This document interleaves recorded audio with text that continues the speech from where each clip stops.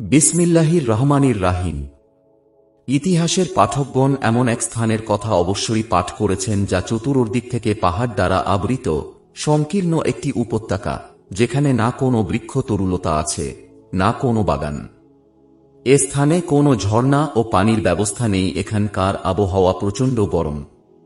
এখানকার অধিবাসীরাও আশ্চর্যজনক অভ্যাসে অভ্যস্ত। ছোট খাটো বিষয় নিয়ে নিজেদের মধ্যে ঝগড়া বিবাদ, এমনকি যুদ্ধ বিগ্রহও শুরু হয়ে যেত, আর বংশানুক্রমে এর জের চলতে থাকত যুগ যুগ ধরে। এখানে অজ্ঞতার সয়লাব রয়েছে। কোনো কেন্দ্রীয় সরকার নেই। কেউ কারো নেতৃত্বও মানতে প্রস্তুত নয়। তাদের কোনো ধর্ম ও মতাদর্শ নেই। বাপ দাদার আদর্শই তাদের একমাত্র আদর্শ। জ্ঞানের এতই কমতি ছিল যে নিজের হাতে মূর্তি তৈরি করে তার পূজা করত। তাদের যদি কোনো গরব থেকে থাকে তাহলে ছিল তাদের মাতৃভাষা আর আরবি কবিতার। জ্যোতিষী ও জাদুকরের কথা তাদের উপর খুবই প্রভাব ফেলত। তারা এদেরকে খুবই গুরুত্ব দিত এবং তাদের কথাকে যথেষ্ট মূল্যায়ন করত। আর সে স্থানটি হল মক্কা, যার অধিবাসীরা আরব। ওই স্থানের ১৯ বছরের এক যুবক গলির ভিতর দিয়ে পথ অতিক্রম করে কাবার পার্শ্বে হুবল নামক এক মূর্তির সামনে মোনাজাত করেছে এবং নিজের মনোবাসনা পেশ করেছে। এ যুবক দেখতে ছোট হলেও সুঠাম দেহের অধিকারী। শরীরে প্রচুর পশম, চাল চলন ও বেশভূষায় বাঘের বাচ্চার মতো মনে হয়। নাম তার সাদ বিন আবি ওয়াক্কাস। সে সময় মক্কা মুকাররমায় এক ব্যক্তি ছিল যে যৌবনকাল শেষে বার্ধক্যের দিকে অগ্রসর হচ্ছিল। এ যুবক তার সাথে ভালো সম্পর্ক রাখত, তাকে সম্মান করত, তার সব কথা পালন করত। একদিন এ ব্যক্তি ওই যুবককে রাস্তায় থামিয়ে নিজের প্রতি ইশারা করে তাকে ডাকল। কানে কানে তাকে কিছু কথা বলে উভয়ে সাফা পাহাড়ের পাদদেশে অবস্থিত এক ঘরের দিকে যেতে লাগল। ওখানে গিয়ে এ যুবক এক নতুন দিন গ্রহণ করল। সে সহ তখন ওই দিন গ্রহণকারীর সংখ্যা দাঁড়াল ৭ জন। এই ৭ জনের মধ্যে একজন ছোট্ট বাচ্চাও ছিল। আর ওই সৌভাগ্যবান হল এমন যে আজও আল্লাহর সাথে কুফরি করে নাই। তার নাম আলী বিন আবি তালেব রাদিয়াল্লাহু আনহু। এ ছিল রাসূল সাল্লাল্লাহু আলাইহি ওয়াসাল্লাম এর চাচাতো ভাই। এ ৭ ব্যক্তির উপর পৃথিবীর সর্বত্র ইসলামের দাওয়াত পৌঁছানোর দায়িত্ব অর্পিত হল। আর তারাও এ ব্যাপারে আপ্রাণ চেষ্টা চালাচ্ছে এবং তাদের চেষ্টার ফলে কিছু দিনের মধ্যেই এ সংখ্যা ৪০-এ উন্নীত হয়েছে। হঠাৎ করে তাদের মধ্যে এমন ব্যক্তির অন্তর্ভুক্তি হল যে ছিল অত্যন্ত শক্তিধর, বাহাদুর, একসময় যার শক্তির যথেষ্ট স্বীকৃতি ছিল, শুধু মুখের ভাষাই নয় বরং কাজেও। যা ওই ব্যক্তির অন্তর্ভুক্তির পর এ ৪০ জন তাদের শক্তির বহিঃপ্রকাশ করতে চাইল। সে ছিল ইসলামের ইতিহাসের সর্বপ্রথম শক্তি প্রদর্শন।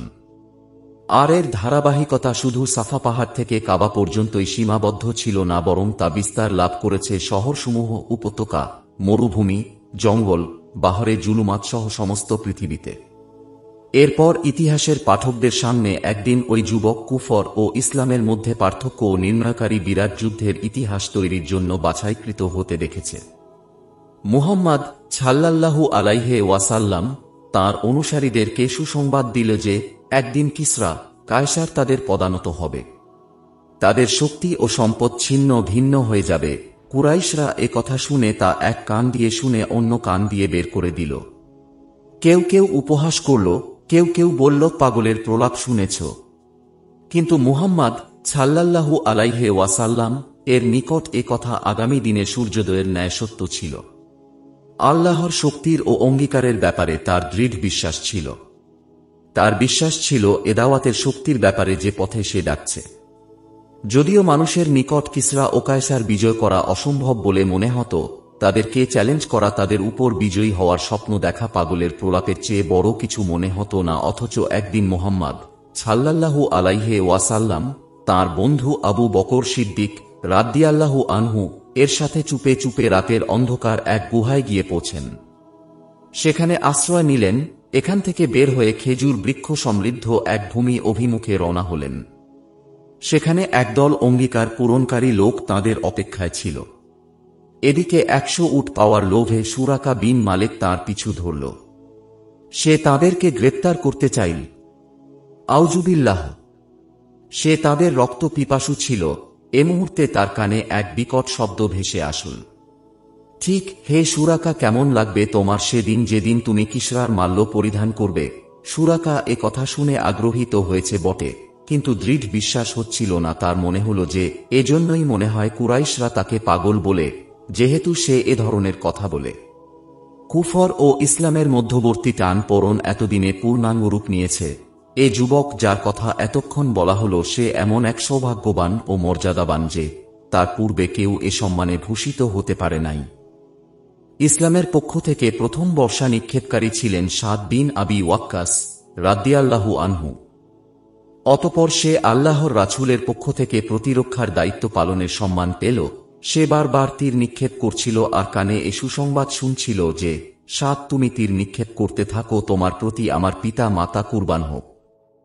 ইতিহাসে এ সম্মানটুকু শুধু সাদ বিন আবি ওয়াক্কাস রাদিয়াল্লাহু আনহু লাভ করেছিলেন, অন্য কেউ এ সম্মান লাভ করতে পারে নাই। সাদ রাদিয়াল্লাহু আনহু কে আল্লাহ এক বিরাট যুদ্ধের সেনাপতিত্ব করার সুযোগ দেন, যে সুযোগকে কাজে লাগিয়ে তিনি ইরাকের দ্বারপ্রান্ত ইসলামের জন্য উন্মুক্ত করেন এবং ইসলামের আলো ইরানের সীমান্ত থেকে অগ্রসর হয়। ইতিহাসের পাঠকগণ সামনে অগ্রসর হলে দেখতে পাবে যে পৃথিবীতে ইসলামের আলো ছড়িয়ে পড়ছে। আরব দ্বীপে ইসলামের আলো ছড়িয়ে পড়েছে। গোত্রগুলোর দীর্ঘমেয়াদী শত্রুতা ভালোবাসা ও বন্ধুত্বে পরিণত হয়েছে। সমস্ত আরবরা ইসলামের পতাকা তোলে তাদের সমস্ত শক্তিকে একত্রিত করছে। হেরা গুহা থেকে প্রবাহিত ঝর্ণা সমগ্র আরবকে সিক্ত করেছে। তার বরকতকে মানুষ পুরোপুরিভাবে কাজে লাগিয়েছে। এর ন্যায়পরায়ণতা এবং হেদায়েতের আলো মুহাম্মদ সাল্লাল্লাহু আলাইহি ওয়াসাল্লাম এর সাহাবীগণ ইরাকের সীমান্তে পৌঁছে দিয়েছে, যাতে করে সেখানকার অধিবাসীরা এর রহমতের ছায়াতলে আশ্রয় নিতে পারে। কিন্তু তাদের এক পুরন শত্রু পারস্য, যা কিসরা নামে পরিচিত, সে তাদের পথে বাধা হয়ে দাঁড়াল। সর্বশক্তি প্রয়োগের মাধ্যমে সে তাদেরকে বাধা দিতে লাগল। এদের উভয়ের মাঝের দ্বন্দ্ব ছিল অত্যন্ত আশ্চর্যজনক। সেখানে ছিল না সিংহাসনের লোভ, না ছিল কর্তৃত্ব করার প্রলোভন, না ছিল ভূমি দখলের চিন্তা, না ছিল রাষ্ট্রের পরিধি বৃদ্ধির পাগলামি। মূলত তাদের দ্বন্দ্ব ছিল মতাদর্শ নিয়ে। একদল চাচ্ছিল এক আল্লাহর নিকট মাথানত করতে হবে, আর অন্য দল চাচ্ছিল মিথ্যা প্রভুর পূজা করতে।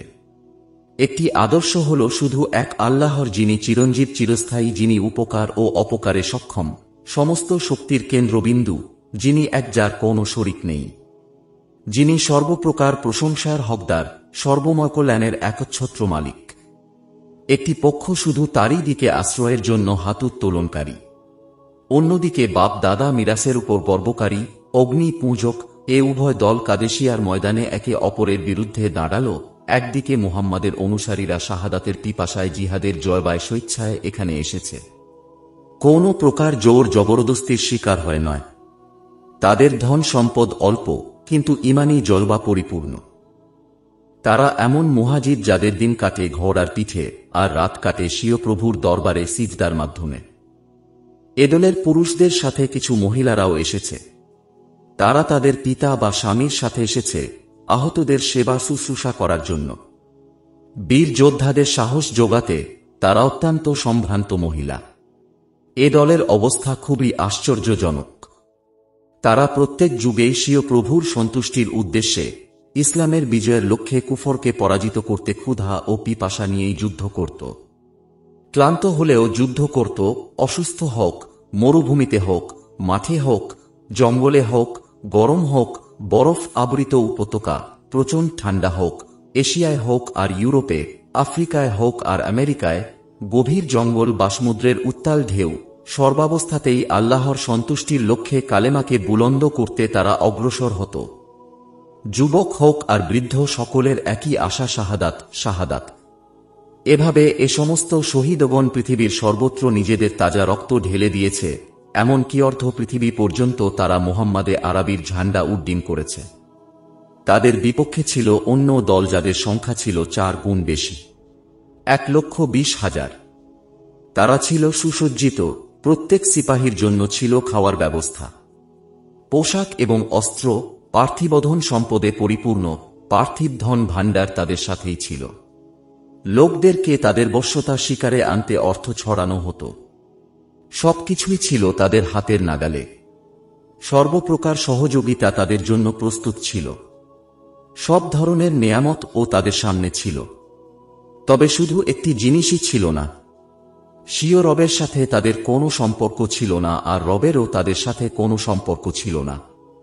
পারস্যবাসীদের পক্ষ থেকে সাদ রাদিয়াল্লাহু আনহু এর নিকট আবেদন করা হল দূত পাঠানোর জন্য, যাতে করে তাদের সাথে কথা বলে আমাদেরকে বলো যে তোমরা এখানে কি জন্য এসেছ, তোমাদের কি উদ্দেশ্যে।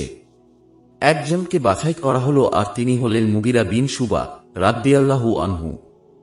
পারস্যরা চেহারার পর্দা সরিয়ে মুগিরাকে অভ্যর্থনা জানানোর উদ্দেশ্যে তাঁবুসমূহ সাজাতে লাগল। মূল্যবান চাদর ও পর্দা দিয়ে সাজাতে লাগল, কার্পেট, সুসজ্জিত খাদেম প্রস্তুত করা হল। এদিকে মুগিরা বিন শুবা রাদিয়াল্লাহু আনহু স্বীয় সাধারণ পোশাকে কৌশহীন তরবারি যা কাপড় দিয়ে মোড়ানো ছিল তা নিয়ে আসলেন। দরজায় দাঁড়ানো দারোয়ান নতুন পোশাক দিতে চাইল এবং তরবারি নিজের কাছে রাখতে চাইল। তিনি বললেন, যে বেশে আমি এসেছি এ বেশেই আমি তোমাদের বাদশার সাথে সাক্ষাৎ করব। আমি আমার পোশাক পরিবর্তন করব না, না তরবারি তোমাদের নিকট জমা রাখব। যদি সাক্ষাৎ করতে হয় তাহলে এভাবেই করব। এ ছিল সম্পূর্ণ দুনিয়া বিমুখ মুজাহিদ। রুস্তম বলল, সে যেভাবে আসতে চায় তাকে সেভাবে আসতে দাও। সে তার তরবারির ফলা কার্পেটে বিদ্ধ করতে করতে অত্যন্ত নির্ভয়ে অগ্রসর হচ্ছিলেন। রুস্তমের সিংহাসনে গিয়ে এলোমেলো হয়ে বসে গেলে সভাসদরা পরস্পরে কানাকানি শুরু করল যে কত অভদ্র, তার ভদ্রতা জানা নেই। জাহেল আরবরা এমনই, তাদের কোনো আদব কায়দা নেই। শোরগোল শুরু হল। মুগিরা বিন শুবা রাদিয়াল্লাহু আনহু রুস্তমের দিকে তাকিয়ে সভাসদদেরকে সম্বোধন করে বলল, হে অনারবরা, আমরা তোমাদের ব্যাপারে খুব সন্দেহের মধ্যে ছিলাম।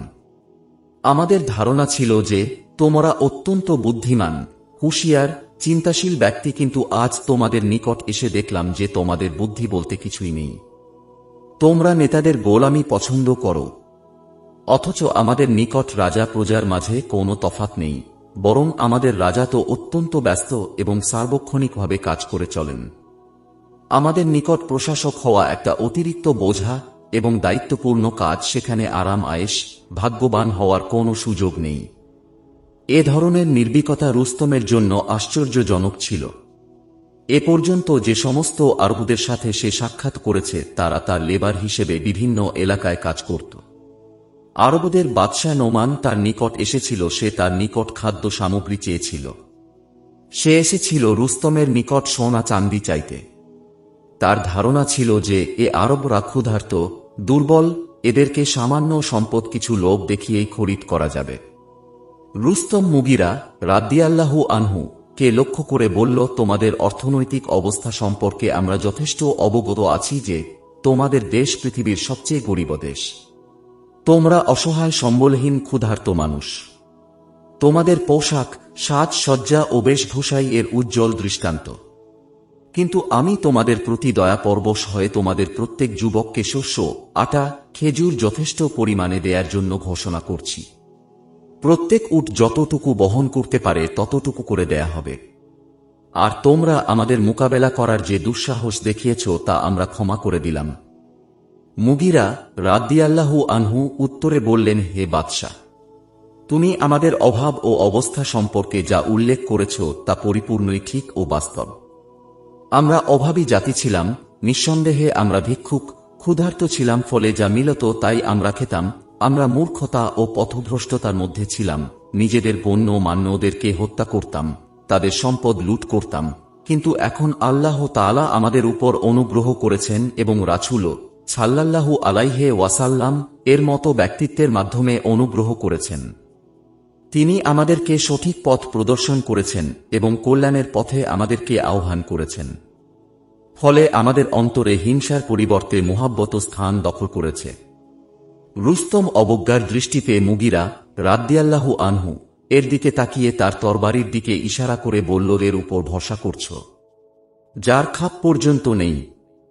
সভাসদদের প্রতি ইশারা করে বলল, তাকে মূল্যবান পাথর খচিত একটি তরবারি নিয়ে এসো এবং তাকে বলল, এর পরিবর্তে এটি নাও। মুগিরা রাদিয়াল্লাহু আনহু তার তরবারিকে ঘুরালো, যা বিজলির মতো চমকালো। তা দিয়ে ইরানি তরবারির উপর সজোরে আঘাত করল, ফলে মূল্যবান পাথর খচিত তরবারি দুই টুকরা হয়ে গেল। অতঃপর রুস্তমকে সম্বোধন করে বলল, তোমাদের সামনে এখন তিনটি রাস্তা: এক, ইসলাম কবুল করবে; দুই, স্বেচ্ছায় কর প্রদান করবে; তিন, অথবা আমাদের ও তোমাদের মাঝে ফয়সালা হবে যুদ্ধের মাধ্যমে।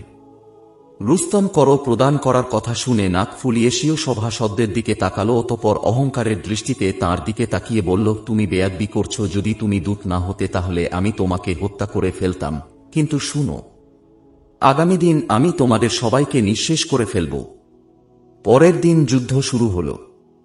ইরানিরা তাদের সাথে হাতি নিয়ে এসেছিল, যেমন বর্তমানে ট্যাঙ্ক তেমনি ছিল সে যুগে হাতি। তারা সামনে অগ্রসর হচ্ছিল এবং মুসলমানদেরকে মারাত্মকভাবে আক্রমণ করছিল। তারা চিন্তা করল কি করে এদেরকে ঠেকানো যায়। উমর রাদিয়াল্লাহু আনহু স্বীয় সাথীদেরকে নিয়ে সামনে অগ্রসর হলেন। হাতির সুর তরবারির মাধ্যমে কাটতে লাগলেন। হাতি চিল্লিয়ে পিছনে যেতে লাগল। ইরানিরা হাতির পদাঘাতে মাটিতে লুটিয়ে পড়ল।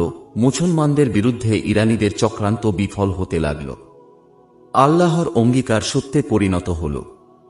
যদি তোমরা আল্লাহকে সাহায্য করো তাহলে তিনিও তোমাদেরকে সাহায্য করবেন। সূরা মুহাম্মাদ। সাদ বিন আবি ওয়াক্কাস রাদিয়াল্লাহু আনহু ওই দিন পায়ের ব্যথায় আক্রান্ত ছিলেন, তাই চলাফেরা করতে অপারগ ছিলেন। একটি উঁচু স্থানে হেলান দিয়ে বসেছিলেন আর যুদ্ধের ময়দানের অবস্থা দেখছিলেন এবং নির্দেশনা লিখে লিখে কমান্ডারদেরকে দিচ্ছিলেন। প্রতিপক্ষ খুব আক্রমণ করছিল। হঠাৎ তাঁর দৃষ্টি পড়ল এক অশ্বারোহীর উপর। সে কাফেরদের সারিসমূহ ভেদ করে চলেছে, কখনো ডানে, কখনো বামে, কখনো সামনে। শত্রুদের সারিসমূহ ছিন্ন ভিন্ন হয়ে যাচ্ছে। কে এ? দেখে তাকে আবু মেহজানের মতো মনে হচ্ছে, কিন্তু সে তো বন্দী। সে মদপান করেছিল, তাই তার সাজা হিসেবে আবু মেহজানকে বন্দী করে রেখেছিল। যুদ্ধের শুরুতে সে ওখানেই ছিল, কিন্তু বন্দী অবস্থায় জানালা দিয়ে ময়দানের দিকে তাকিয়ে সে আর সহ্য করতে পারছিল না। জিহাদের জয়বা তাকে বন্দী থাকতে দেয়নি। সামনে কাফের বাহিনী, যাদের মোকাবেলায় আল্লাহর কালেমা বুলন্দ করার জন্য মুসলমানরা তাদের সর্বশক্তি কুরবান করেছে। সে অসহায় হয়ে বলল, আমি তো শৃঙ্খলিত, হায় আফসোস! আমি যদি তাদের সাথে সামিল হতে পারতাম। সে চিন্তা করছিল কিভাবে বের হবে, কে বের করবে, কে আমাকে গ্রহণ করবে। সাদ রাদিয়াল্লাহু আনহু তার স্ত্রীকে ডেকে বলল, দেখো, আল্লাহকে সাক্ষী রেখে বলছি, আমাকে মুক্ত করে দাও। আমি জিহাদে অংশগ্রহণ করতে চাই। যদি বেঁচে থাকি তাহলে ফিরে এসে নিজে নিজের হাতে হাত করা পরাবো, আর যদি শহীদ হয়ে যাই তাহলে আল্লাহ যেন আমাকে ক্ষমা করেন। সাদ রাদিয়াল্লাহু আনহু এর স্ত্রীর করুণা হল একজন মুজাহিদ অথচ শৃঙ্খলিত।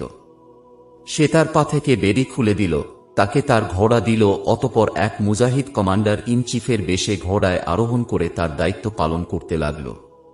সাদ ওই যুবকের বাহাদুরি বিশেষভাবে লক্ষ্য করছিল। আরে, এত আবু মেহজানি এত বড় বাহাদুর, এত সাহসী, আচ্ছা, এরপর আর তাকে বন্দী করে রাখাবো না।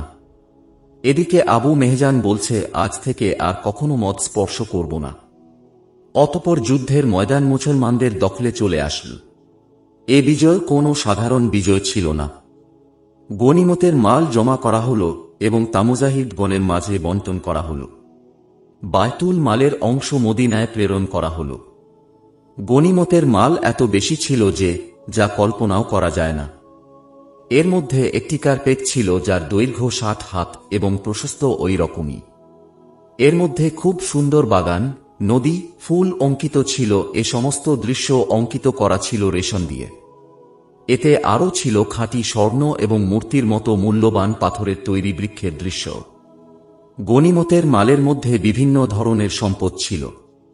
এর মধ্যে বিশেষ মূল্যবান ছিল কিসরার তাজ এবং এর সাথে তার বালা, যা কিসরা তার হাতে ব্যবহার করত।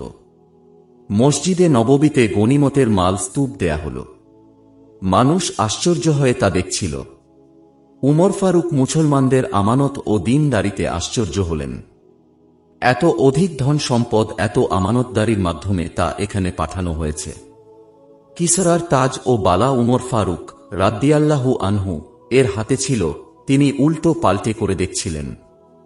মসজিদে হঠাৎ আওয়াজ ধ্বনিত হল, সুরাকা কোথায়? হ্যাঁ, সুরাকা রাদিয়াল্লাহু আনহু, ওই ব্যক্তি যে হিজরতের সময় রাসূল সাল্লাল্লাহু আলাইহি ওয়াসাল্লাম এর পিছপা হয়েছিল, সে উপস্থিত হল। তার হাতে ওই বালা এবং মাথায় তাজ পরানো হল। চক্ষু অশ্রুজ্জ্বল হয়ে গেল। কোমল স্বরে বলে উঠল, আল্লাহর জন্য সমস্ত প্রশংসা, যিনি এ সম্পদসমূহ কিসরা বিন হারমুজ থেকে ছিনিয়ে এনে বনি মুদলেজের এক গ্রামের মালিকানায় দিয়ে দিলেন। রাসূল সাল্লাল্লাহু আলাইহি ওয়াসাল্লাম এর বাণী সত্যে পরিণত হল। রুস্তমের ধমক ধূলিসাৎ হয়ে গেল। সে মুসলমানদেরকে শেষ করতে চেয়েছিল, অথচ পৃথিবীর বুক থেকে চিরতরে তারই নাম নিশানা মুছে গেল। কিসরার দরবারের একটি পাতাও তার অনুমতি ব্যতীত নড়ত না, অথচ আজ সে চিরতরে শেষ হয়ে গেল। শান শোকত সম্পন্ন বালাখানা আজ শিক্ষণীয় স্থানে পরিণত হয়েছে। এ ছিল কাদেশিয়ার যুদ্ধ, যা মুসলমানদের জন্য ইরাকের দরজা উন্মুক্ত করে দিয়েছিল। আর এ যোদ্ধাদের সিপাহ সালার ছিলেন সাদ বিন আবি ওয়াক্কাস রাদিয়াল্লাহু আনহু।